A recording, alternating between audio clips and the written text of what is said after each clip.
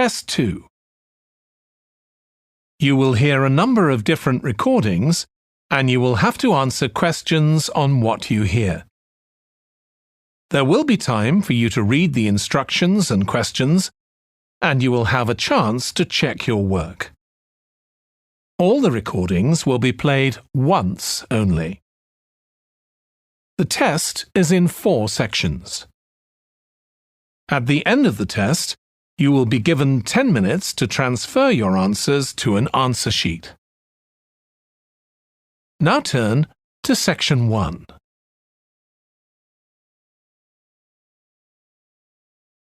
Section 1. You will hear a woman phoning the secretary of a cycling club to find out about becoming a member. First, you have some time to look at questions 1 to 6.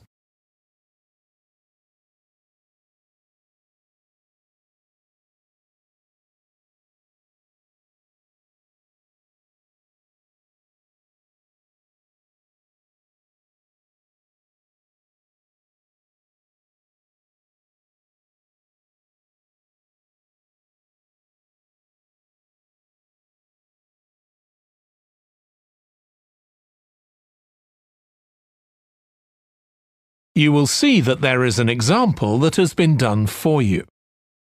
On this occasion only, the conversation relating to this will be played first. Hello, South City Cycling Club. Oh, hi. I want to find out about joining the club. Right, I can help you there. I'm the club secretary and my name's Jim Hunter. Oh, hi, Jim. The club secretary's name is Jim Hunter, so Hunter has been written in the space.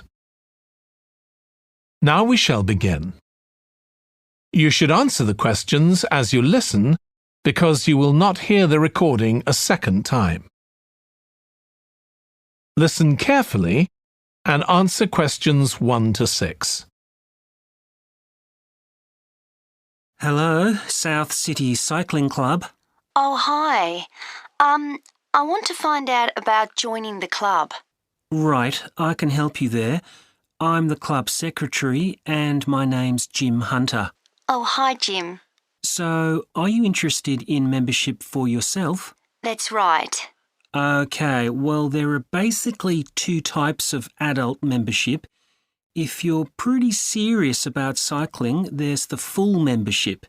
That costs $260, and that covers you not just for ordinary cycling, but also for races both here in the city and also in other parts of Australia. Right. Well, I'm not really up to that standard. I was more interested in just joining a group to do some cycling in my free time. Sure, that's why most people join. So in that case, you'd be better with the recreational membership. That's $108 if you're over 19 and $95 if you're under. I'm 25. Okay, it's paid quarterly and you can upgrade it later to the full membership if you want to, of course. Now, both types of membership include the club fee of $20. They also provide insurance in case you have an accident, though we hope you won't need that, of course. No. Okay, well, I'll go with the recreational membership, I think, and that allows me to join in the club activities and so on. That's right. And once you're a member of the club, you're also permitted to wear our kit when you're out cycling. It's green and white. Yes, I've seen cyclists wearing it. So can I buy that at the club? No, it's made to order by a company in Brisbane. You can find them online. They're called Jerry's. That's Jerriz. You can use your membership number to put in an order on their website. Okay. Now, can you tell me a bit about the rides I can do? Sure. So we have training rides pretty well every morning, and they're a really good way of improving your cycling skills as well as your general level of fitness. But they're different levels. Level A is pretty fast. You're looking at about 30 or 35 kilometres an hour. If you can do about 25 kilometres an hour, you'd probably be level B. And then level C are the novices who stay at about 15 kilometres per hour. Right. Well, I reckon I'd be level B. So when are the sessions for that level? There are a couple each week. They're both early morning sessions. There's one on Tuesdays, and for that one you meet at 5:30 a.m, and the meeting point's the stadium. Do you know where that is? Yes, it's quite near my home, in fact. OK, and how about the other one? That's on Thursdays. It starts at the same time, but they meet at the main gate to the park. Is that the one just past the shopping mall? That's it. Before you hear the rest of the conversation, you have some time to look at questions 7 to 10.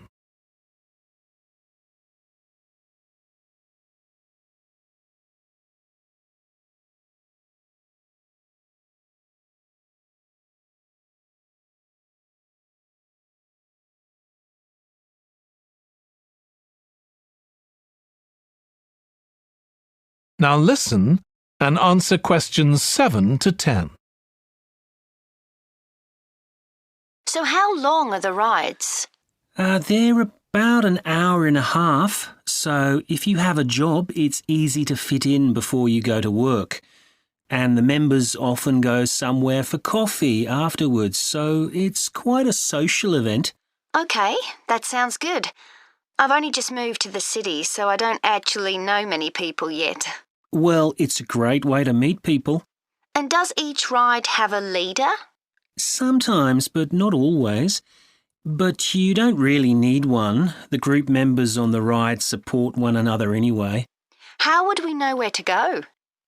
If you check the club website, you'll see that the route for each ride is clearly marked. So you can just print that out and take it along with you. It's similar from one week to another, but it's not always exactly the same.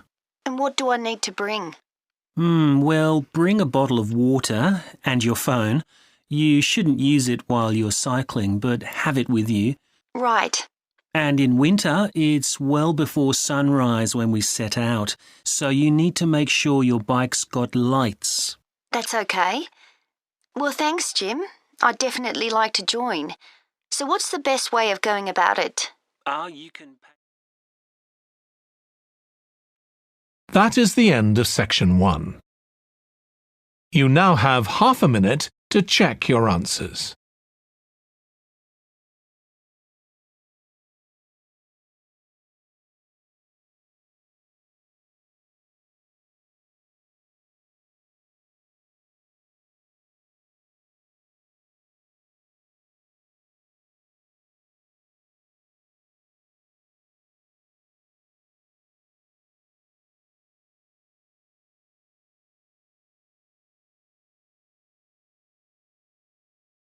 Now turn to section 2.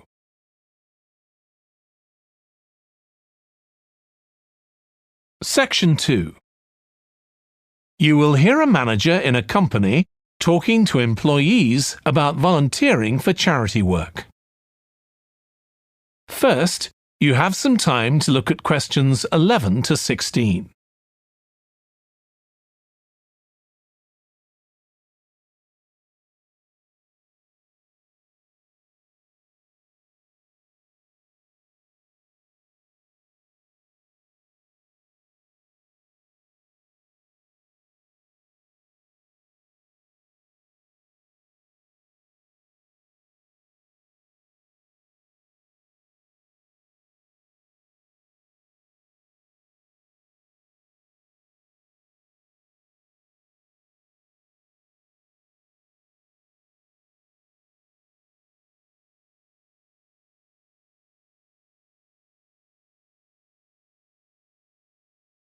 Now listen carefully and answer questions 11 to 16. Thanks for coming, everyone. Okay, so this meeting is for new staff and staff who haven't been involved with our volunteering projects yet. So basically, the idea is that we allow staff to give up some of their work time to help on various charity projects to benefit the local community. We've been doing this for the last 5 years, and it's been very successful. Participating doesn't necessarily involve a huge time commitment. The company will pay for 8 hours of your time. That can be used over 1 or 2 days all at once, or spread over several months throughout the year. There are some staff who enjoy volunteering so much, they also give up their own free time for a couple of hours every week. It's completely up to you. Obviously, many people will have family commitments and aren't as available as other members of staff. Feedback from staff has been overwhelmingly positive. Because they felt they were doing something really useful, nearly everyone agreed that volunteering made them feel more motivated at work. They also liked building relationships with the people in the local community and felt valued by them.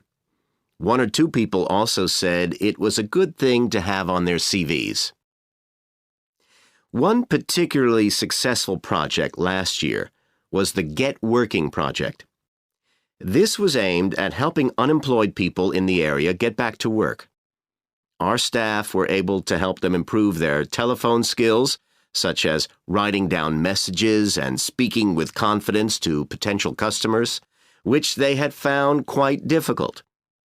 This is something many employers look for in job applicants, and something we all do without even thinking about every day at work. We've got an exciting new project starting this year. Up until now, we've mainly focused on projects to do with education and training, and we'll continue with our reading project in schools and our work with local charities. But we've also agreed to help out on a conservation project in Redfern Park. So if any of you fancy being outside and getting your hands dirty, this is the project for you. I also wanted to mention the annual Digital Inclusion Day, which is coming up next month. The aim of this is to help older people keep up with technology. And this year, instead of hosting the event in our own training facility, we're using the ICT suite at Hill College, as it can hold far more people. We've invited over 60 people from the Silver Age Community Center to take part, so we'll need a lot of volunteers to help with this event. If you're interested in taking part, please go to the volunteering section of our website and complete the relevant form.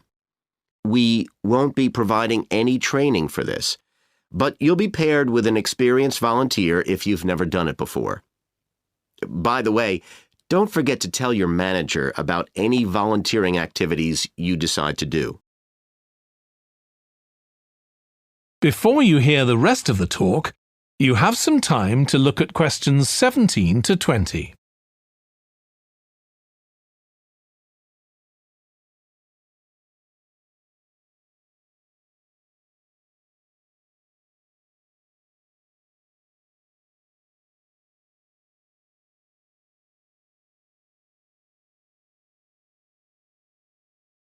Now listen and answer questions 17 to 20.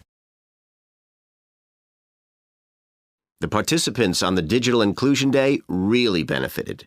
The majority were in their 70s, though some were younger, and a few were even in their 90s. Quite a few owned both a computer and a mobile phone, but these tended to be outdated models. They generally knew how to do simple things like send texts, but weren't aware of recent developments in mobile phone technology. A few were keen to learn, but most were quite dismissive at first. They couldn't see the point of updating their skills. But that soon changed. The feedback was very positive. The really encouraging thing was that participants all said they felt much more confident about using social media to keep in touch with their grandchildren, who prefer this form of communication to phoning or sending emails. A lot of them also said playing online games would help them make new friends and keep their brains active. They weren't that impressed with being able to order their groceries online, as they liked going out to the shops, but some said it would come in handy if they were ill or the weather was really bad. One thing they asked about was using tablets for things like reading newspapers. Some people had been given tablets as presents, but had never used them. So that's something we'll make sure we include this time. That is the end of Section 2. You now have half a minute to check your answers.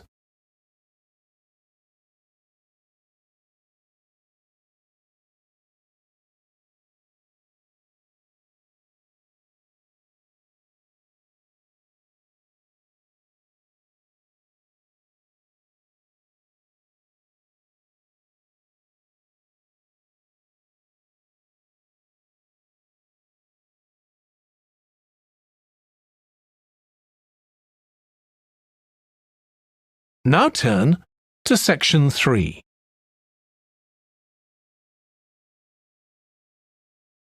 Section 3. You will hear a student called Russ consulting his tutor about a presentation he is preparing on nanotechnology, the study of materials on an extremely small scale. First, you have some time to look at questions 21 to 25.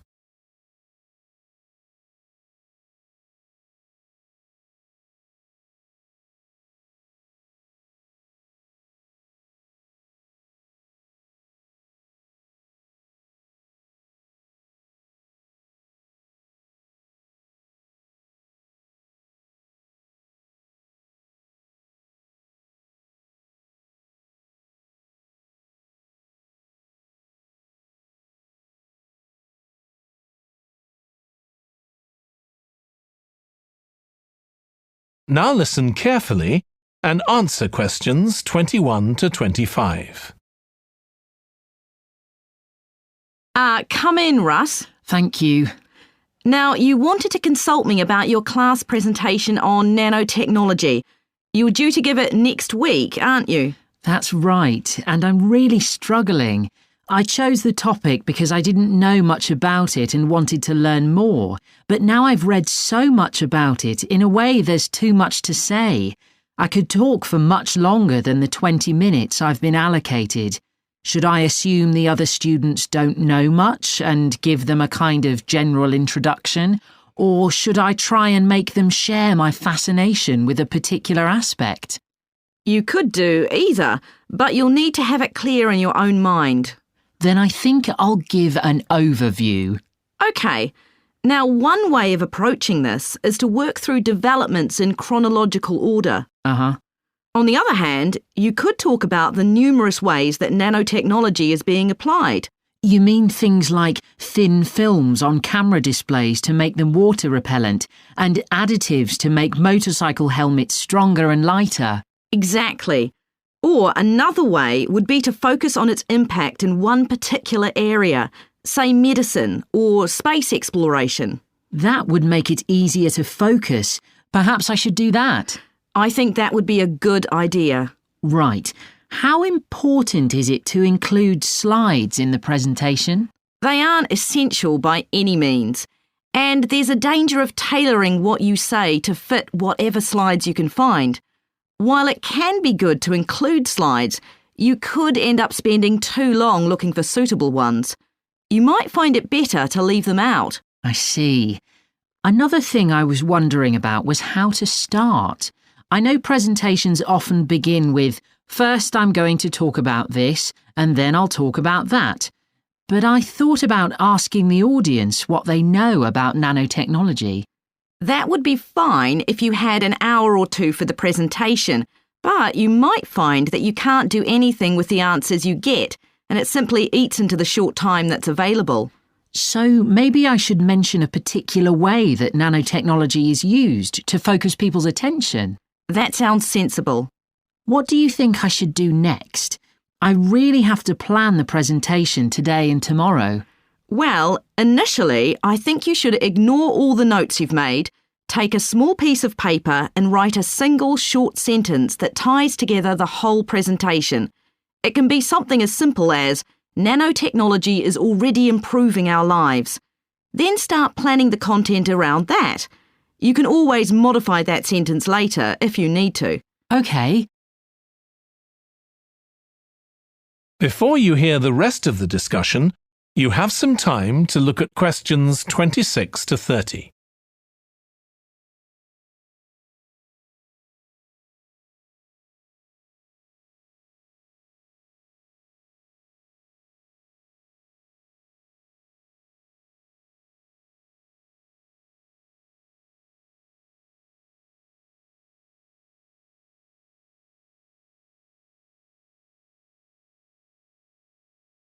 Now listen and answer questions 26 to 30.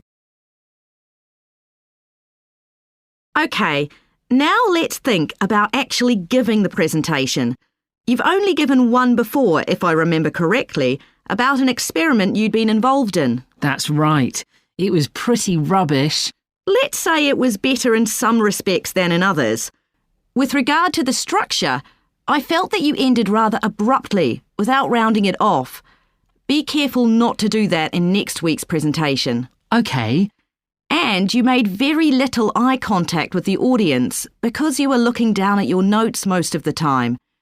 You need to be looking at the audience and only occasionally glancing at your notes. Your body language was a little odd. Every time you showed a slide, you turned your back on the audience so you could look at it.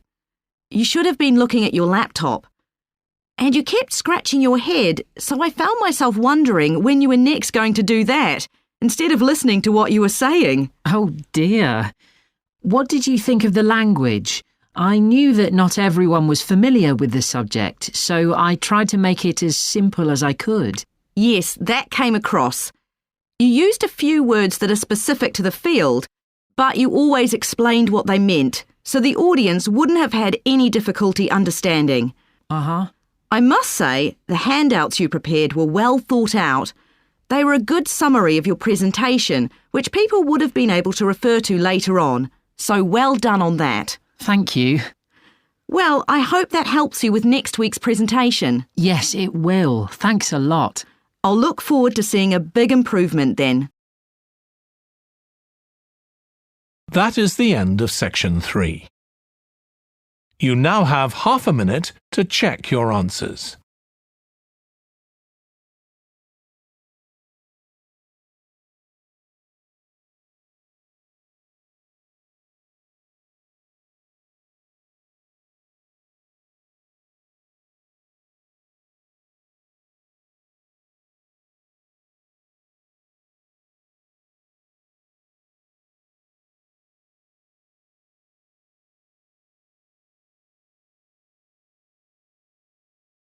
Now turn to section 4.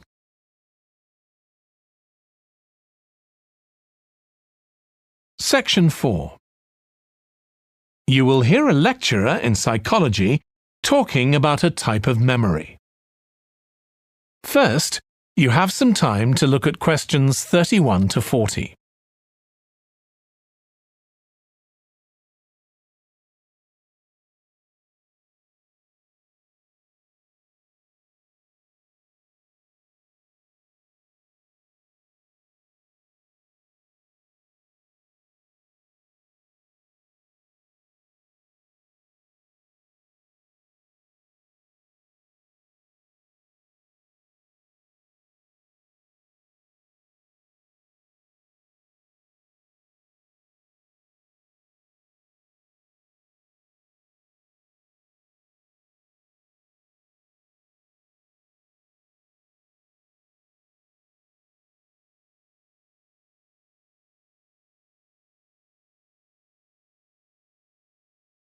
Now listen carefully and answer questions 31 to 40.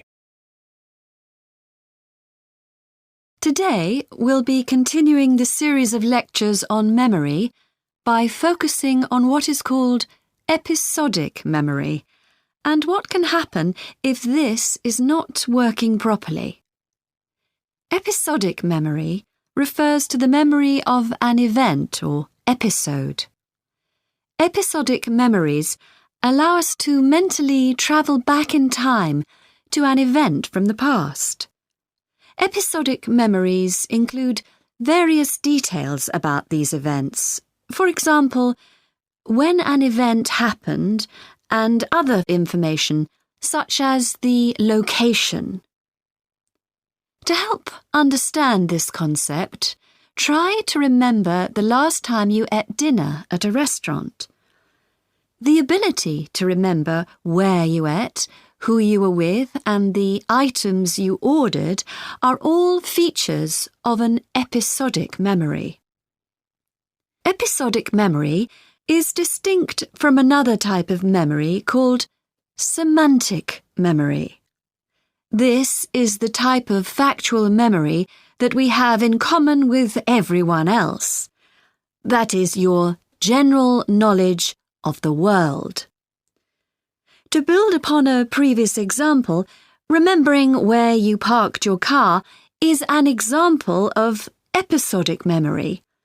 But your understanding of what a car is and how an engine works are examples of semantic memory. Unlike episodic memory, semantic memory isn't dependent on recalling personal experiences. Episodic memory can be thought of as a process with several different steps of memory processing, encoding, consolidation, and retrieval. The initial step is called encoding. This involves the process of receiving and registering information which is necessary for creating memories of information or events that you experience. The degree to which you can successfully encode information depends on the level of attention you give to an event while it's actually happening. Being distracted can make effective encoding very difficult. Encoding of episodic memories is also influenced by how you process the event. For example, if you were introduced to someone called Charlie, you might make the connection that your uncle has the same name. Future recollection of Charlie's name is much easier if you have a strategy to help you encode it.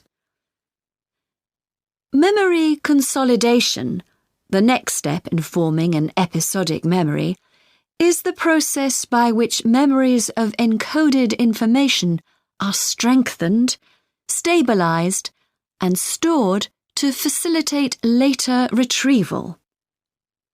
Consolidation is most effective when the information being stored can be linked to an existing network of information. Consolidation makes it possible for you to store memories for later retrieval indefinitely. Forming strong memories depends on the frequency with which you try to retrieve them. Memories can fade or become harder to retrieve if they aren't used very often. The last step in forming episodic memories is called retrieval, which is the conscious recollection of encoded information. Retrieving information from episodic memory depends upon semantic, olfactory, auditory, and visual factors. These help episodic memory retrieval by acting as a prompt. For example, when recalling where you parked your car, you may use the colour of a sign close to where you parked. You actually have to mentally travel back to the moment you parked.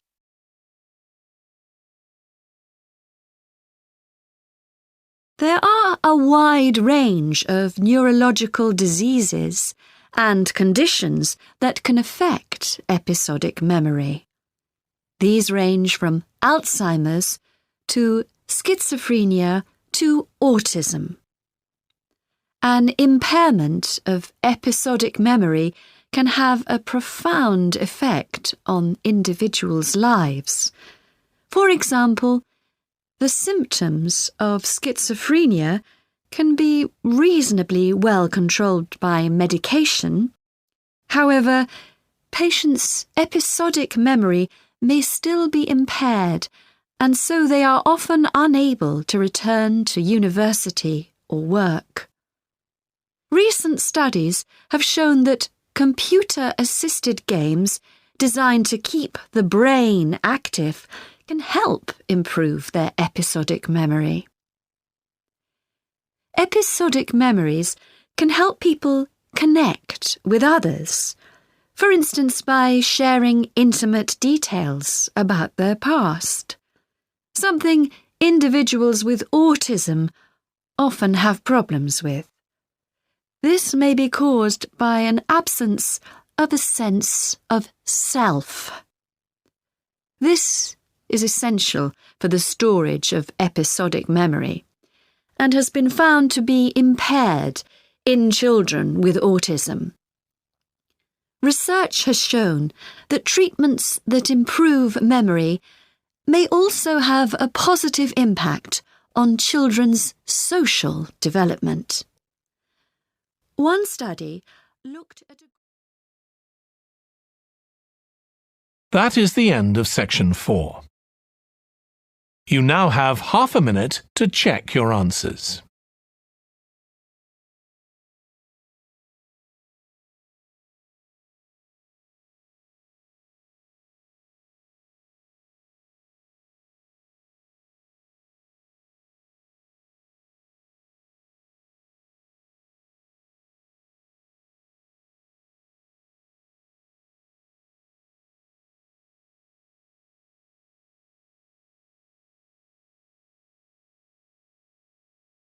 That is the end of the listening test. In the IELTS test, you would now have 10 minutes to transfer your answers to the answer sheet.